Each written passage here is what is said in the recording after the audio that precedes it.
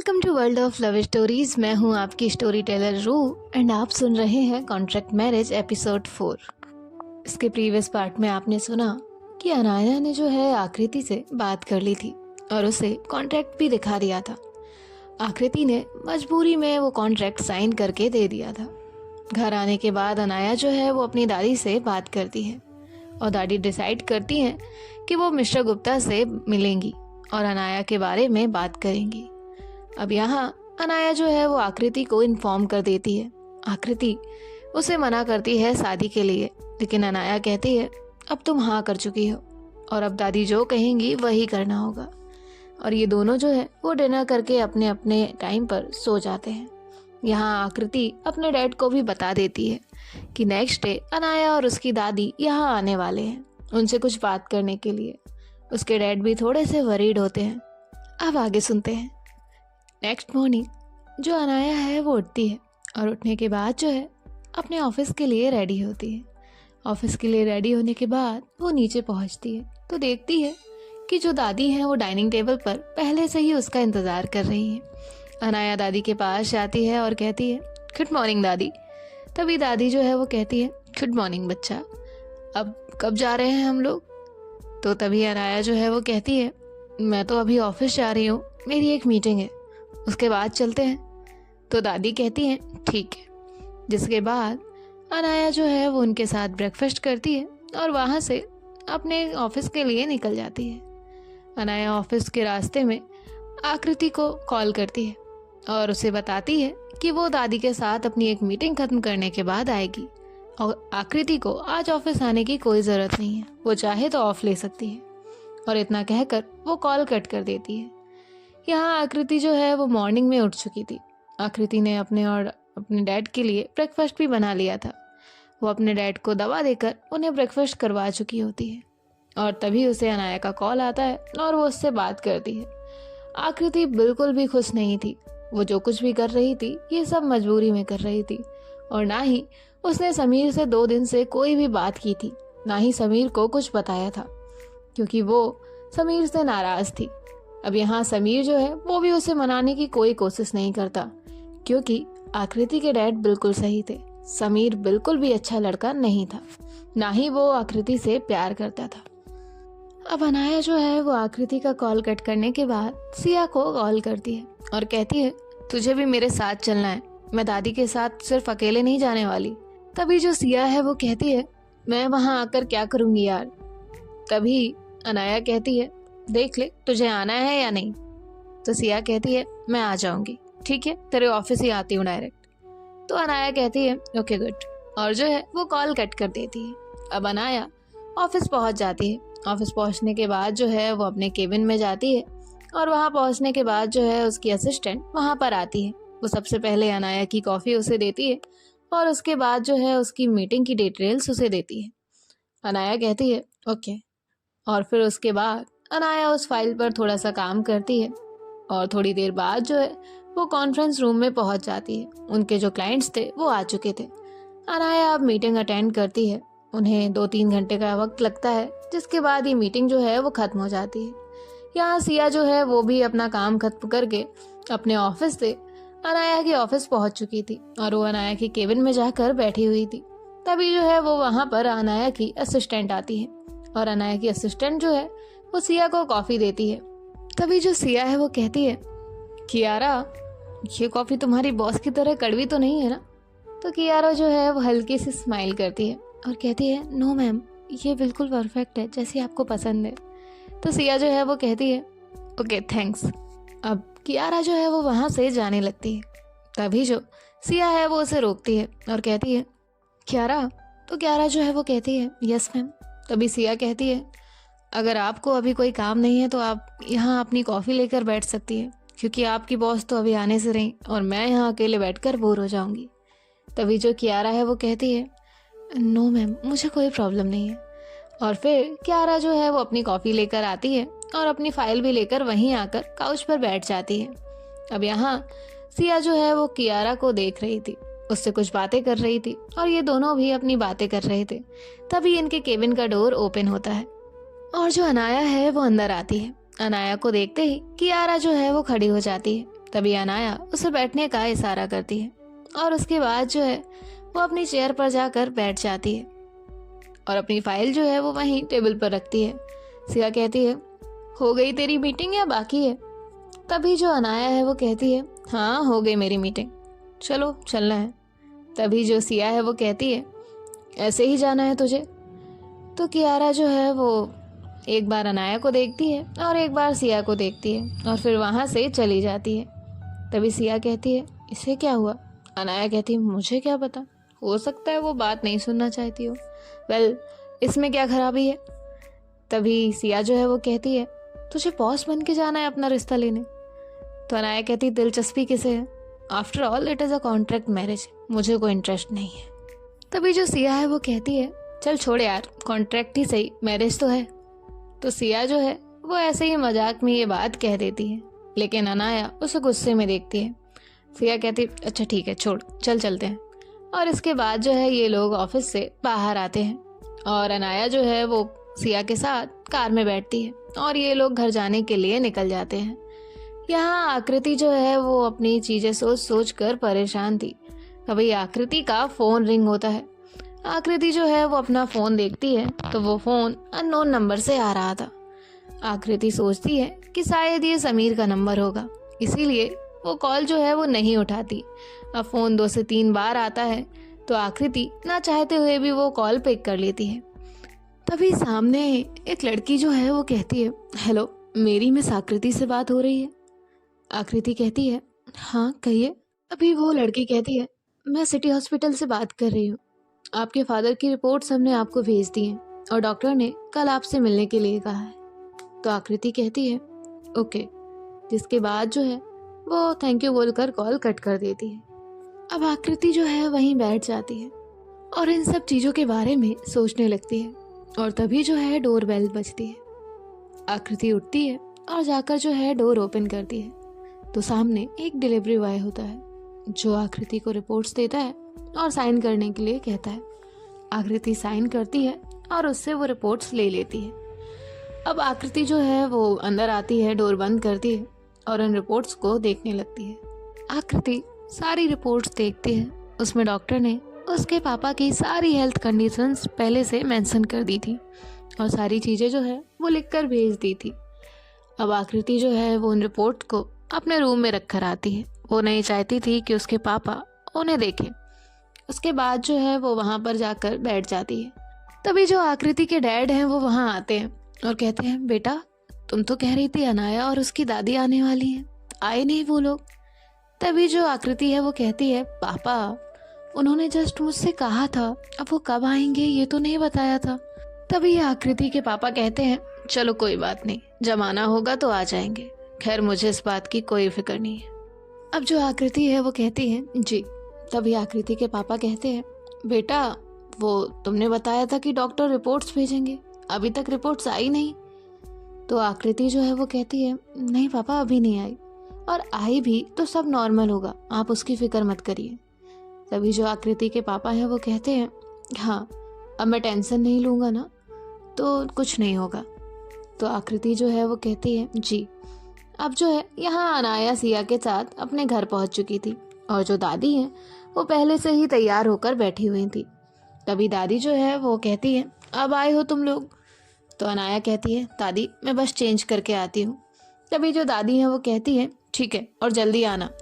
और यहाँ अनाया जो है वो अपने रूम में चेंज करने के लिए चली जाती है और यहाँ सिया जो है वो दादी के पास आकर बैठती है और कहती है, और दादी क्या हाल है आपके?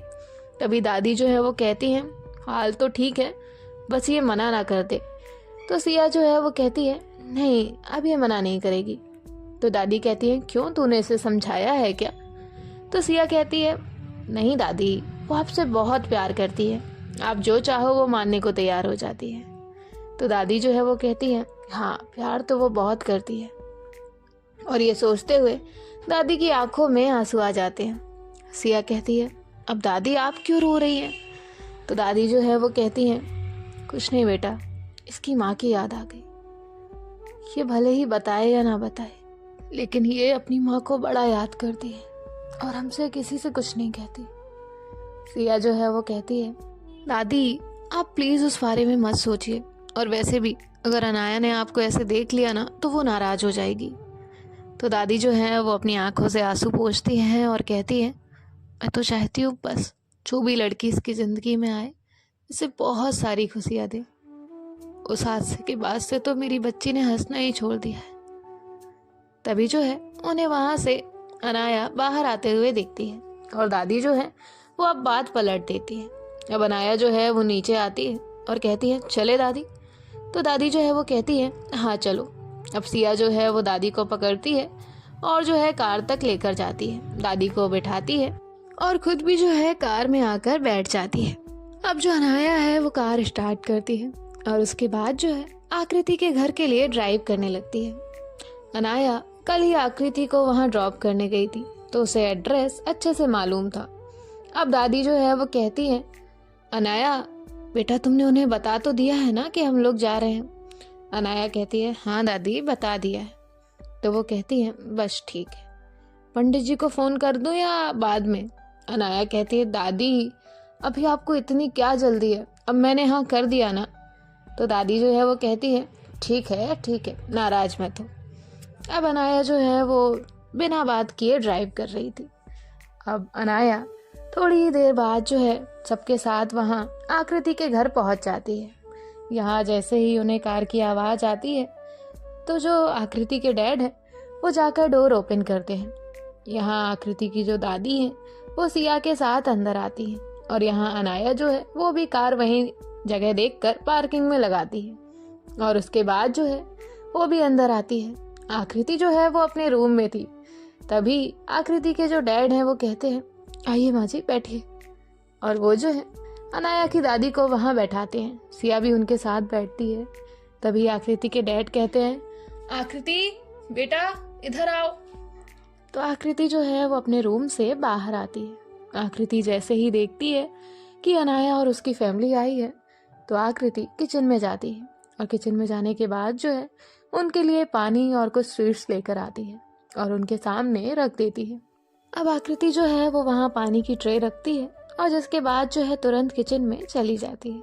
अब किचन में जाकर जो आकृति है वो इन सब के लिए चाय बनाती है और चाय बनाने के बाद जो है प्लेट्स में बिस्किट और नमकीन रखती है और जो है बाहर लेकर आने लगती है। तभी उसका फ़ोन रिंग करता है और फ़ोन बार बार रिंग करने की वजह से आकृति जो है वो अपना फ़ोन साइलेंट पर करती है। तभी उसे समीर का मैसेज आता है और मैसेज ये था, कॉल उठाओ वरना मैं तुम्हारे घर आ जाऊंगा। तो आकृति कॉल पिक करती है। तभी समीर कहता है, कहाँ हो तुम।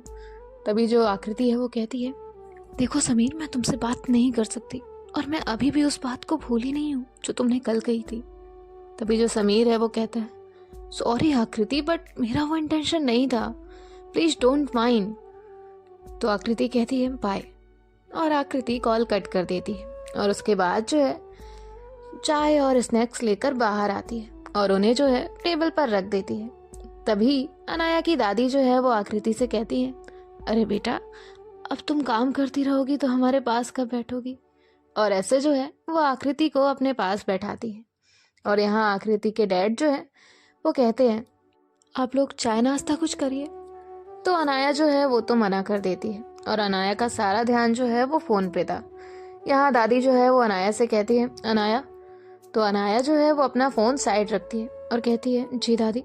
अब अनाया जो है वो दादी की तरफ देखती है। तभी दादी उसे फ़ोन न चलाने का इशारा करती है और यहाँ जो आकृति के फादर है वो अनाया की दादी से कहते हैं, आप लोग कुछ खाइए। तो वो कहती है, हाँ हम यहाँ खाने बस थोड़ी आए हैं, हमें बात करनी है।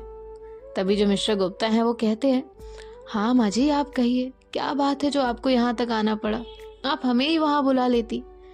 तभी दादी जो है वो कहती है, ऐसा कोई काम होता तो हम बुला भी लेते, लेकिन जब किसी लड़की के यहाँ रिश्ता मांगने जाते हैं तो खुद जाया जाता है। तभी मिस्टर गुप्ता जो है वो अनाया और उसकी दादी को देखने लगते हैं और थोड़े से शॉक्ड भी थे। तभी दादी कहती है, क्या हुआ, तुम कुछ सोच रहे हो। तभी मिस्टर गुप्ता कहते हैं, हाँ पर रिश्ता किसके लिए। तभी दादी जो है वो कहती है, रिश्ता किसके लिए, अनाया के लिए, आकृति का रिश्ता मांगने आए हैं। तो मिस्टर गुप्ता जो है वो एकदम से खड़े हो जाते हैं और कहते हैं, पर माँ जी ऐसा कैसे हो सकता है? मैं आकृति की शादी अनाया मैम से कैसे करा सकता हूँ?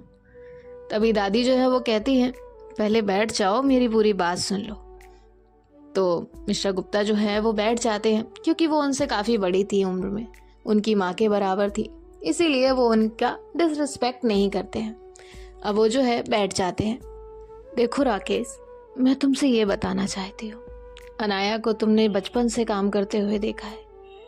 तो तभी जो है वो कहते हैं, हाँ माँ जी, वो मैं मानता हूँ, अनाया एक बहुत अच्छी और समझदार लड़की है, लेकिन आकृति से मैं उनका रिश्ता नहीं कर सकता। तभी दादी कहती हैं, हम भी तुमसे कोई जोर जबरदस्ती नहीं करने आए हैं, हम सीधे सीधे साफ साफ तुमसे बात कह देते हैं। तो मिस्टर गुप्ता जो है वो उनकी बात सुनने लगते हैं। दादी कहती है, अनाया बहुत समझदार है, अपना सारा काम अच्छे से करना जानती है, फैमिली को भी बहुत प्यार करती है, और उसकी फैमिली में है ही कौन, मैं ही हूँ उसके लिए। वो मुझसे कितना प्यार करती है ये तो पूरा ऑफिस जानता है, और उसकी लाइफ में अब कोई नहीं है, ना ही पहले कोई था। इसलिए मैं चाहती हूँ कि आकृति बेटा हमारे घर बहू बनकर आए। हालांकि ये तुम्हारे लिए अभी सही नहीं होगा, लेकिन बात को समझो, इसमें कुछ गलत नहीं है, और तुम चाहो तो आकृति से पूछ सकते हो। अगर आकृति मना करेगी तो फिर तुम जो चाहो वो कर सकते हो, और आपको हम बता देते हैं कि हम उसको बहू बनाकर नहीं, बेटी बनाकर ही विदा करेंगे। उसे हमारे घर में कभी भी किसी भी चीज़ की कोई कमी नहीं होगी, बहुत सुखी रहेगी। तो अब आकृति के जो पापा हैं वो कुछ सोचने लगते हैं, और फिर आकृति से कहते हैं, मुझे तुमसे कुछ बात करनी है। और वो कहते हैं, क्या मैं 2 मिनट के लिए आकृति से बात कर सकता हूँ? तो दादी कहती है, हाँ लेकर जाइए। अब आकृति जो है वो अपने डैड के साथ वहाँ जाती है उनके रूम में। तभी आकृति के डैड कहते हैं, बेटा ये सब क्या है? और तुम तो किसी समीर नाम के लड़के से प्यार करती थी ना? तो आकृति कहती है, पापा वो सब झूठ था, मैं किसी से नहीं प्यार करती, और मैं जब से ऑफिस जा रही हूँ या मैं जब आपके साथ पार्टी में गई हूँ, मैं अनाया मैम को लाइक करती हूँ। तो कहते हैं, क्या? तो आकृति जो है वो उन्हें बैठाती है और कहती है, देखिए पापा, आपकी तबीयत बहुत ख़राब रहती है, आप मेरे बारे में ही सोचते रहते हैं, और अब मैं आपको अपनी वजह से कोई तकलीफ़ नहीं देना चाहती। तभी उसके पापा कहते हैं, बेटा मैं तुम्हारे लिए काफ़ी हूँ, तुम मेरे लिए कोई तकलीफ़ नहीं हो। आकृति कहती है, हाँ पापा मैं आपकी बात समझती हूँ, लेकिन मैं उन्हें लाइक करती हूँ। तो उसके पापा कहते हैं, पक्का ना इसमें तुम्हारी खुशियाँ हैं, तुम कोई समझौता तो नहीं कर रही हो ना? तो आकृति ना चाहते हुए भी उनसे झूठ कहती है और कहती है, हाँ पापा मैं ये सब अपनी मर्जी से कर रही हूँ, इसमें कोई समझौता नहीं है। तभी जो आकृति के पापा हैं वो कहते हैं, ठीक है जाओ। अब आकृति जो है वो वहाँ से बाहर आ जाती है। अब सब लोगों की नज़रें आकृति के पापा के रूम के बाहर टिकी हुई थी। यहाँ आकृति के पापा जो हैं वो आकृति की कई बातों के बारे में सोचने लगते हैं। फिर समीर के बारे में सोचते हैं, जो कि एक सही इंसान नहीं था आकृति के लिए, और अगर उस वक्त वो आकृति की बात मान भी लेते तो वो गलत फैसला होता। और अनाया हर तरह से एक परफेक्ट पर्सन थी। वो अपनी फैमिली, पर्सनल, प्रोफेशनल हर लाइफ बैलेंस करना जानती थी। और अनाया को मिस्टर गुप्ता ने छोटे से बड़े होता देखा था, और उन्होंने देखा था कि किस तरह से अनाया ने खुद को, अपनी दादी को, सबको संभाला हुआ था, और अनाया हर चीज़ को कितने अच्छे से हैंडल करती थी। अनाया में सारी क्वालिटीज़ थी जो एक पर्सन में बेस्ट पार्टनर बनने के लिए होनी चाहिए। अब मिस्टर गुप्ता उन्हें लगता है कि अनाया आकृति के लिए बेस्ट रहेगी, और जब आकृति खुद अनाया को पसंद करती है तो वो क्यों अपनी बेटी की खुशियों के बीच में आएंगे? वो भी तो हमेशा से अपनी बेटी को खुशी देखना चाहते थे। अब जो आकृति के फादर हैं वो बाहर आते हैं, और बाहर आकर जो है वो दादी के सामने बैठ जाते हैं। तभी दादी कहती है, आपका जो भी फैसला होगा हमें मंजूर होगा, हम बेटी खुशी खुशी ले जाना चाहते हैं। तभी जो मिस्टर गुप्ता हैं वो कहते हैं, हमें ये रिश्ता मंजूर है, लेकिन एक शर्त है। और ऐसे बोलकर जो है वो चुप हो जाते हैं। अब अनाया मिस्टर गुप्ता को देखने लगती है कि आखिर मिस्टर गुप्ता की ऐसी क्या शर्त है सो गाइस, ये तो हम नेक्स्ट पार्ट में ही जानेंगे कि मिस्टर गुप्ता क्या शर्त रखने वाले हैं। तो अब आगे देखते हैं कि स्टोरी में क्या होता है। बाय बाय, टेक केयर, ख्याल रखिएगा।